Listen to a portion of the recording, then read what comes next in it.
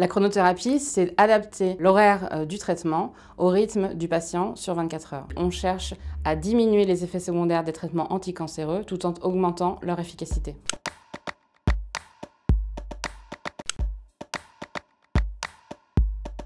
Les molécules de chimiothérapie sont en général à l'origine de toxicités sévères. On peut imaginer, grâce à la chronomodulation, c'est-à-dire en précisant l'heure d'administration du médicament, diminuer ces toxicités et ainsi pouvoir augmenter la dose pour augmenter l'efficacité du traitement.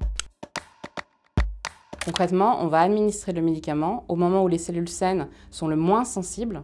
Comme les cellules cancéreuses n'ont pas de rythme, elles seront forcément plus sensibles que les cellules saines aux médicaments.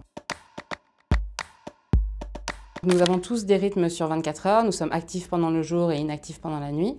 Ces rythmes sont induits par un système circadien orchestré par les noyaux suprachiasmatiques dans le cerveau qui ensuite vont générer des rythmes dans les tissus périphériques. En fait, chaque cellule de notre corps possède une horloge circadienne qui sont ensuite synchronisées par le pacemaker central. Au contraire, les cellules cancéreuses échappent au contrôle circadien et ne sont pas synchronisées entre elles et n'ont parfois pas d'horloge moléculaire circadienne fonctionnelle. Donc cela crée une différence temporelle que l'on va exploiter dans la chronothérapie des cancers.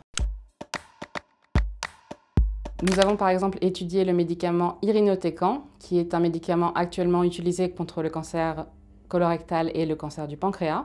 Nous avons montré que l'heure optimale d'administration était différente chez les hommes et chez les femmes, puisque le médicament doit être administré l'après-midi chez les femmes et tôt le matin chez les hommes.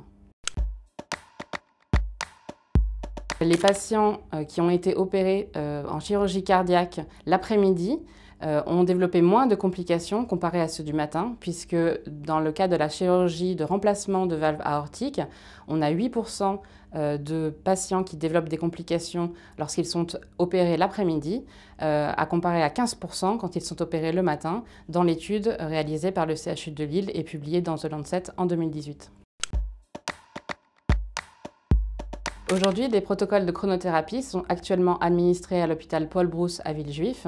Cependant, des recherches sont en cours car nous avons besoin de personnaliser les chronothérapies, car chacun a sa propre horloge et en particulier de grandes différences hommes-femmes ont été démontrées.